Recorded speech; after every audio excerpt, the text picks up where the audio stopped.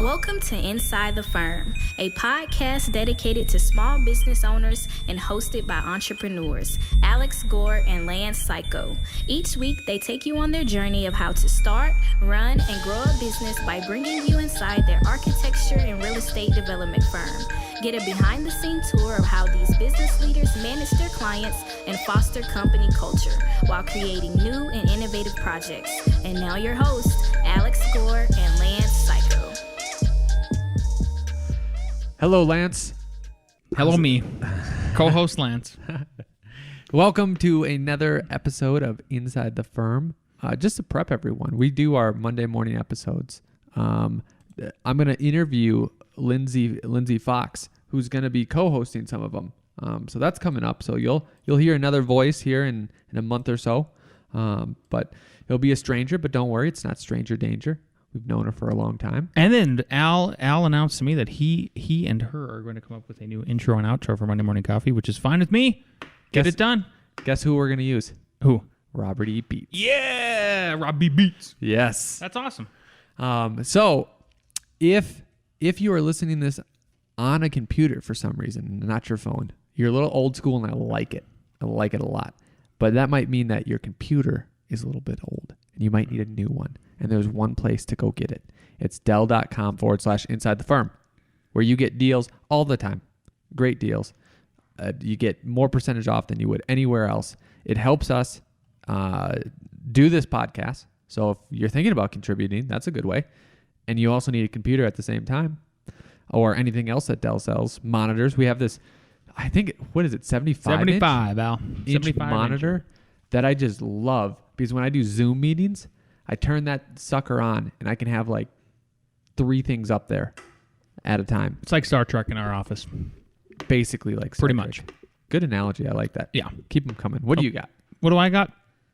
Well, we are 7 months into 2020, but it's still not too late to meet your goal of increasing your firm's productivity this year.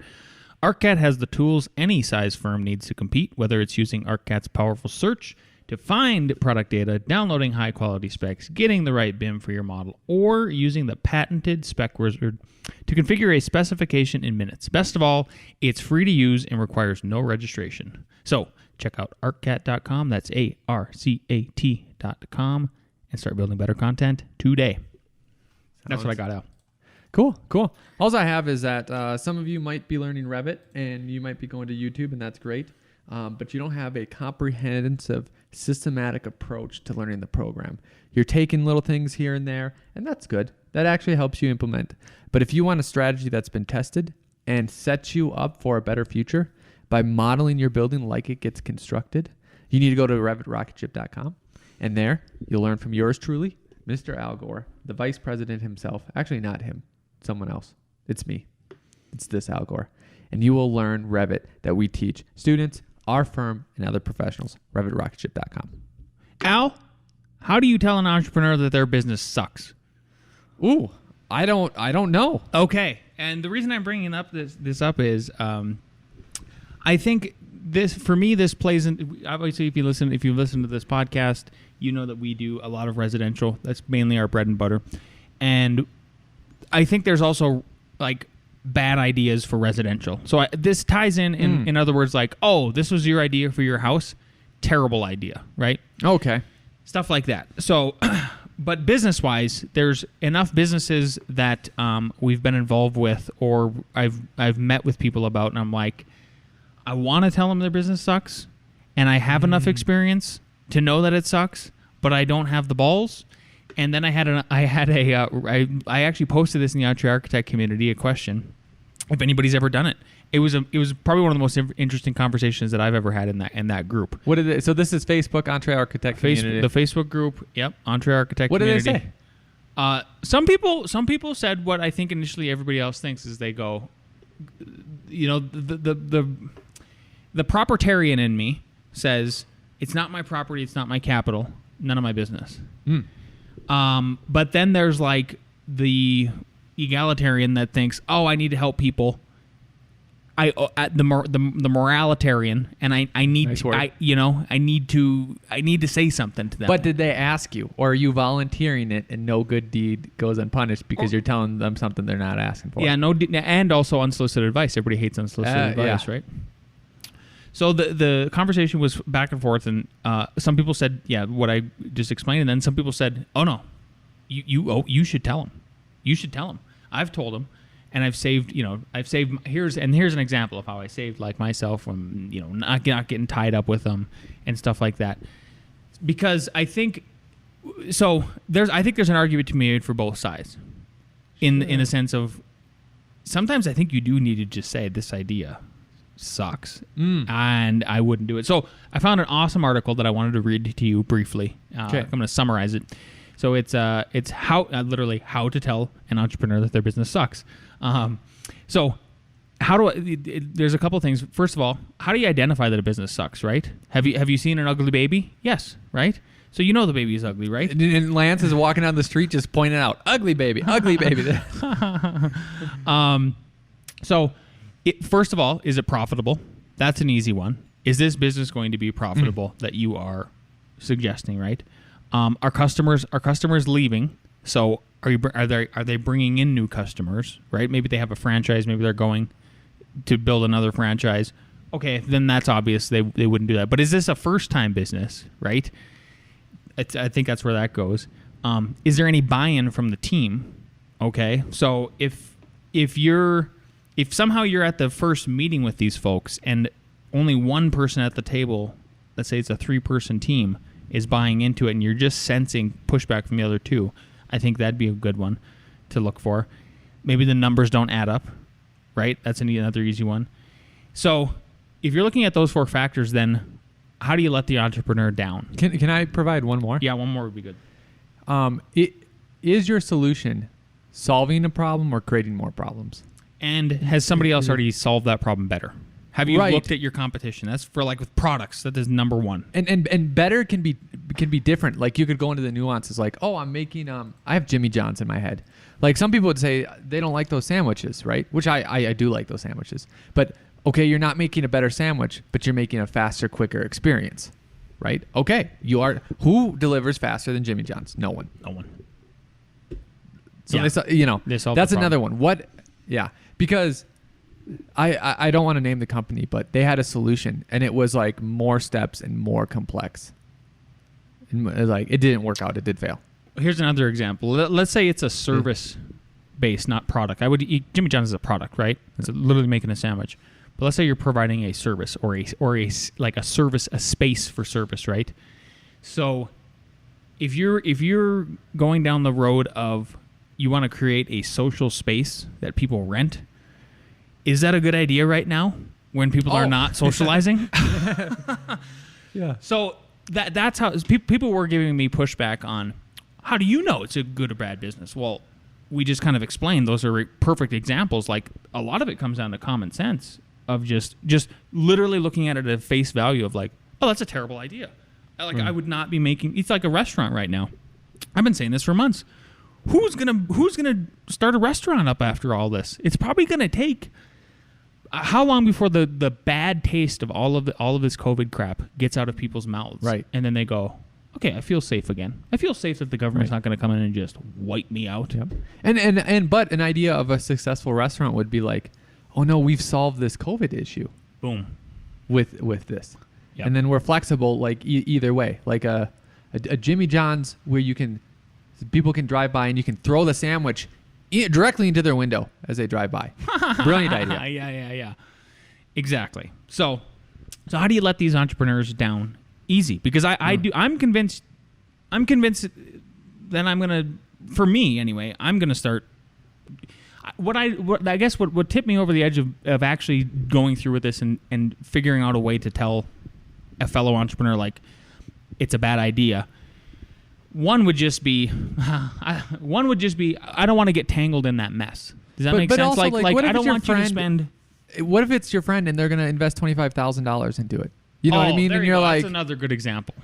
Yeah. What if you're like, oh, that's gonna put stress on, or your wife, right, or your Sure, husband. yeah. Just like, don't do this. Yeah. I've told my wife a couple times, don't do that, and she just still went forward with it. yeah, Anyway, so the your baby is ugly, right? yeah. That's the bad idea.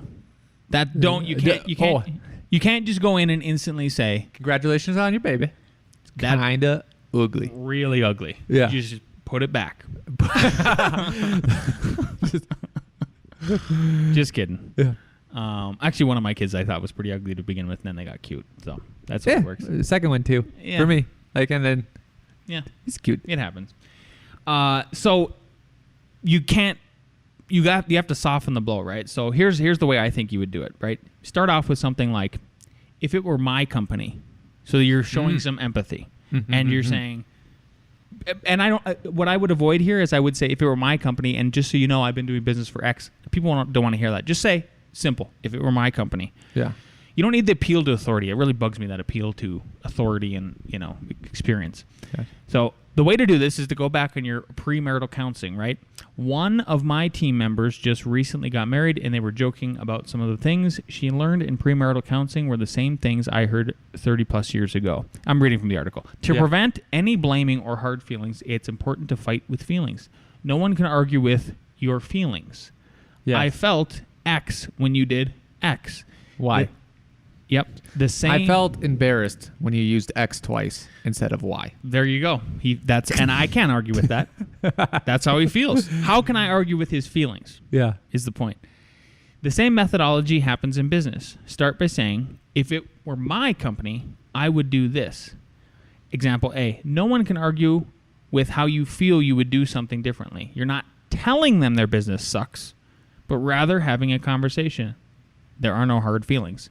For example, if one of my team members suggests ideas to better my business, I'm going to be more open to those suggestions. However, if she starts telling me that I've screwed up and my business sucks, I'm going to get defensive. Create a dialogue rather than an argument. An idea is just an idea in the beginning. Even if the idea becomes a reality in the end, I, as the entrepreneur of my company, have the final say-so. Guiding your CEO or entrepreneur effectively as their wingman. This ability to be the trusted advisor of your CEO will elevate your status, increase the amount of trust, and steer your company to success. Asterisk. Okay, add the All asterisk. of that asterisk. Yep. Please examine whether your suggestion sucks or not. And don't assume it is correct. Because we've gotten bad advice. If I was doing this, I'd charge half the price. And, right? I've been at... just picture... I think everyone has some sort of drunk uncle. Yeah. And it doesn't have to be an uncle, but just like... You know what I mean. And it doesn't have to he's be using drunk. it as a metaphor. Exactly. Some sort of like... Your life is not put together. It keeps going not put. It's just you can't put it together. Can't put it together, right? And you're sitting around the fire and like you tell them what you're doing and they could even say it their way, well, if I was doing it, and then they say the stupidest you've ever heard. Try not to be that person. Like, try not to just assume that because you have an opinion of what you're doing differently, that you should immediately say that and that's correct. You should speak from experience, but then also from looking forward in trends. Like, Lance has never started a restaurant, but from the trend of right now that you can't really be close, if I was starting a restaurant, I would look into immediately how to not be shut down in these certain situations so that I can be more profitable from the get-go. Just a little tiny asterisk. I like tiny, that you can asterisk. barely see it sometimes. I like that And asterisk. then the text down is like twice as small in the book. Okay, but one more thing before we get off this topic is you brought up the good point of did they ask you? Yeah. Because when I read If It Were My Company, I feel like there should have been a lead-in question from the client that was, what would you do? Yeah. So I think you need that lead-in, and then, again, for me, these bad business ideas, it's about, I just think I'm not really comfortable getting in, working with that person if I know it's going to fail. I don't know. Number one, like, is there going to be a repeat? Like, yeah, you made a little bit of money for one time. Number two is, are you just setting yourself up for like a bad review, a bad experience? Yeah. Yeah. So there you go. What do you got, Al? You want me to read this? Oh, we got listener questions. Yay. Yep. So, you know what? This is from Greg. Greg Kishko. Yep. So Greg says, I have some more questions for you. Alex, how do you look so handsome all the time? It must be the jiu-jitsu. It's all jiu-jitsu people. And the salads and the fries on Friday. Yeah, they've been making fun of my bruises that I have because I don't win too much. I was listening to your podcast and you mentioned you charged. I want someone to actually write in a question and put in the compliments that I make up for myself. So if you're listening and going to ask a question, just if you could do that work for me, it'd be even better. So I was listening to your podcast and you mentioned you charge an 18% fee for construction and you are upfront about the costs and markups with the owner. How does this work? Do you have a non-disclosure agreement with them as this can be considered proprietary information? Let's stop there. You answer. There's more. Yeah. We don't have an NDA with them. Is that what it yes. was essentially an NDA, right? Because I don't first we have a podcast where we kind of just say everything. So the whole proprietary information isn't normally on our radar a lot. But secondly, I don't view pricing from subs in the lumberyard as proprietary. So like the lumberyard is the lumberyard. If someone else knows how much a lumberyard charges, it's not like the lumberyard is exclusively selling to you, blah, blah, blah. And most of these people they're homeowners. They're not connecting with the industry, giving out information. So I wouldn't really worry about that. That's just me. Yeah, I guess I wonder what the fear with that is. Well, is it just the fear with anything like, people are going to steal my idea and then they're going to undercut me on price and then they're going to win? Maybe. You know what I feel the fear is? We were just talking about, so we're using the same painter for different projects. Yeah. And you said, he didn't include materials. Literally the paint. I'm like, what? Yep.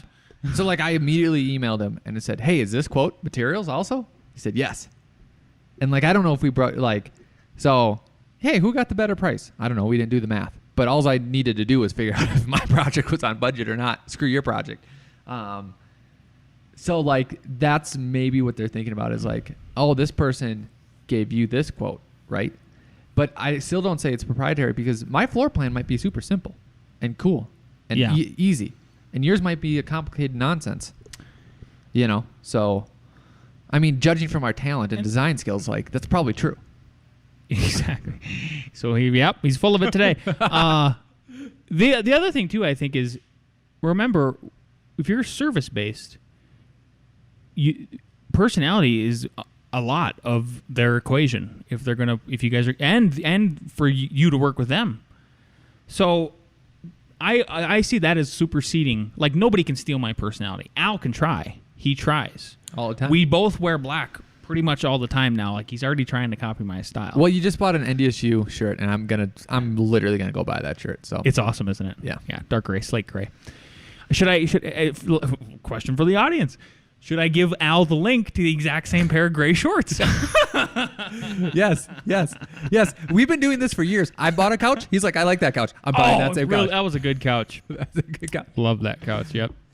Anyway, good question. Keep going. Okay, I understand you recommended to split a design company from a construction company. What if it's just residential? Would you say design build companies are doing it wrong? Can I answer that? Sure, Al. Yeah, what do you think? No. One, you don't necessarily know until you get into business with those companies that they might be doing it under another entity, right? So they could be doing it the way we're doing it. Architecture is one, build is another. Mm-hmm. If they are doing it together, I don't think that that's wrong either. Here's what you have to weigh. Separating them structurally saves you a little bit of legal liability, but lawyers are probably going to try to sue everyone. Yep. So I would actually consider this less. For your books, let's say your architecture firm pulls out a profit per year of $100,000, right? Yeah. And your construction company, for some reason, like loses money one year for whatever reason, or it could be the other way around. Your architecture company loses money and your other one makes it. So you pay taxes on that $100,000. They don't give you the taxes you would have paid on negative $50,000, up to my knowledge. I'll ask them. I'll let you know. If you combine them, then you get to balance that out, and you don't have to pay taxes on $50,000. So I would literally discuss with your local lawyer about this. Everyone says, consult your lawyer. No one consults your lawyer. You should maybe consult your lawyer. Yeah, you should. I don't think it's a bad idea either. But that's the question. Bookwork, You need I'm to know. telling you, the bookwork is... You need to know the right question and the right trade-off. Right. Tired of people asking the wrong questions, honestly. Okay. Next one. Love your podcast. Hey, I didn't even make this up and what you guys are doing. I think it's okay. I always love the master builder mindset as well. Trying to follow your steps and do the same here in Massachusetts. What do you guys think of the name? Oh, what do you guys think of the name Realign Design? It's, realigned design. Realigned I love it. Design. I love it. Yeah, I think it's cool. Yeah, I like the way it sounds. Realigned Design. I mean, I think about the graphics you could have after for your logo and everything. And by the way, I would just go to, if I was you, I would go to like Fiverr or 99 Designs or something like that. Hire those people. Can you also make a Don't GIF do your own design work. where let's say the G is fell down, and then it like whoop, You see what I'm saying? realigns. Do you see what I'm saying? Whoop, Exactly. whoop, Lots of opportunities here. whoop. You can even make sound effects. You You can can do use that. those. You can cut those for free. I don't even care. Whoop. You can There do you that. go. Clean. I love it. All right, he had another question.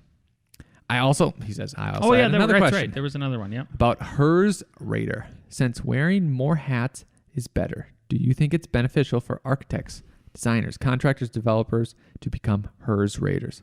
Or is it considered a specialty that should be left to people that do it all day, every day? I think it depends on the app.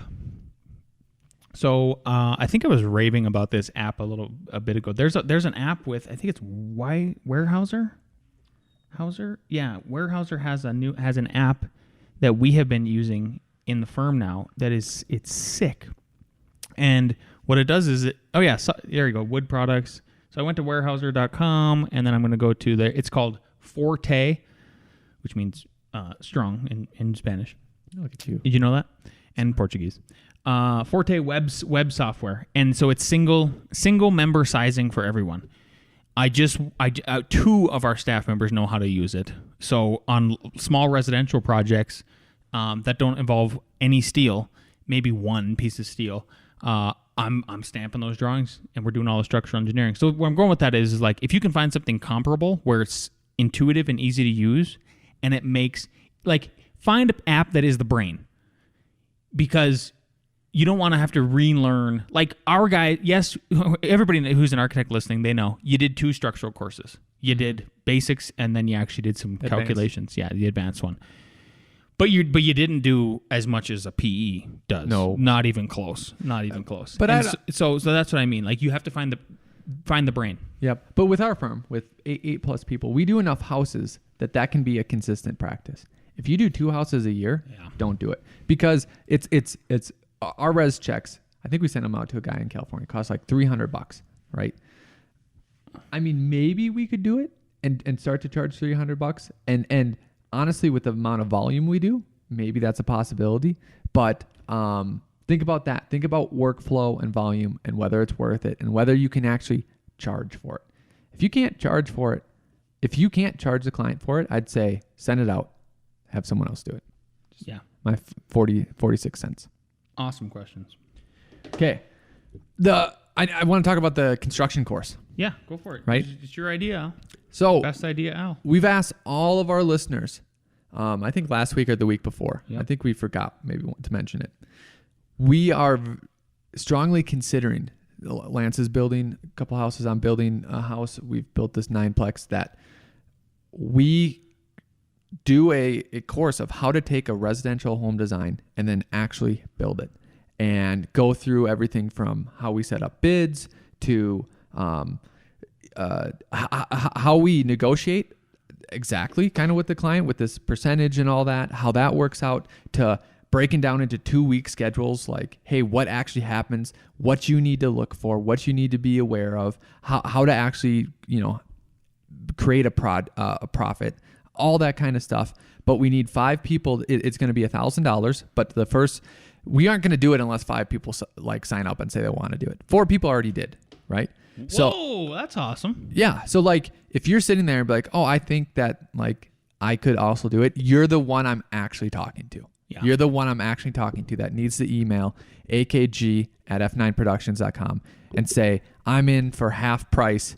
I'll pay half price and be the first ones in the course. And you'll be able to see it like before anyone else. Be way more involved in it than anyone else. You're going to love it. For half You're the price. Gonna love it. Yep. So email me if you were thinking about it. It's literally hinging on you. Yeah. Okay. Oh, Yeah. what do they do? You get extended. You get more security because your projects go longer. You get more money. Yeah. It will be worth it. It will be worth it. We got Nick. What about this Guardian? Well. Okay. We Yeah. don't. Maybe next week. It's a pretty wild article. It's just like people are getting crazy. I'm going to give you at least look. Everybody should at least listen. I'm not going to read it. I'm just going to give you the title. Okay. The Guardian put out an article. Who's usually I actually like their publication, but sometimes they're just way off. This was published by Leslie Kern on Monday, July 6th. You can look it up yourself. I'm just going to give you the title to Google. Just have a little fun. Upward thrusting buildings ejaculating into the sky. Do cities have to be sexist? Read that article. That's it. Yeah, and just to let you know, we didn't write it. We're just letting you know, we didn't. Yeah, I did not write it. The preview image that they picked for the article is hysterical. Just have a little fun with it. There you go. Other than that, we got Nick with Nick Reads. Here we go. Hello, best friends. I hope you all had a great week this week. A reading. I think I've had enough. I might get a little drunk. I say what's on my mind. I might do a little time. 'Cause all of my kindness is taken for weakness. Now I'm 4 or 5 seconds from wildin'. And we got 3 more days till Friday. I'm just trying to make it back home by Monday morning. I swear I wish somebody would tell me. Oh, that's all I want. Woke up an optimist. Sun was shining, I'm positive. Then I heard you were talking trash. Hold me back, I'm about to spaz. Now I'm 4 or 5 seconds from wildin'. And we got 3 more days till Friday. Trying to make it back home by Monday morning. I swear I wish somebody would tell me. Oh, that's all I want. And I know that you're up tonight thinking, how could I be so selfish? But you called about 1,000 times wondering where I've been. Now I know that you're up tonight thinking how I could be so reckless. But I just can't apologize. I hope you can understand. If I go to jail tonight, promise you'll pay my bail. See, they want to buy my pride, but that just ain't for sale. See, all of my kindness is taken for weakness. Now I'm 4 or 5 seconds from wildin'. And we got 3 more days till Friday. I'm trying to make it back home by Monday morning. I swear I wish somebody would tell me. Oh, that's all I want. Kanye West. Toodles! That was amazing. All I can say is remember to have fun in your life.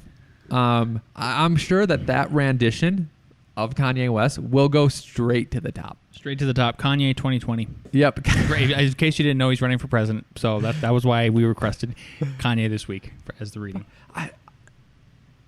Why do I not think it's him? Who? That song. Is there a female version of it? Got I don't think so. 5 seconds. Nope. Wildin'. I don't think so. He's just that good of a singer. It's just that you're not as big of a Kanye fan as me. That's rough. That you came at me with the barbs. I don't know if I appreciate that. Sorry. Is that it? That's all we got for this week. Hey, if you enjoyed this, you are going to enjoy learning Revit. If you enjoyed this, you're going to enjoy Dell. If you enjoyed this, you're really going to enjoy that construction course. So email me about it. And that's all I got. That's all we got. We'll see you next week.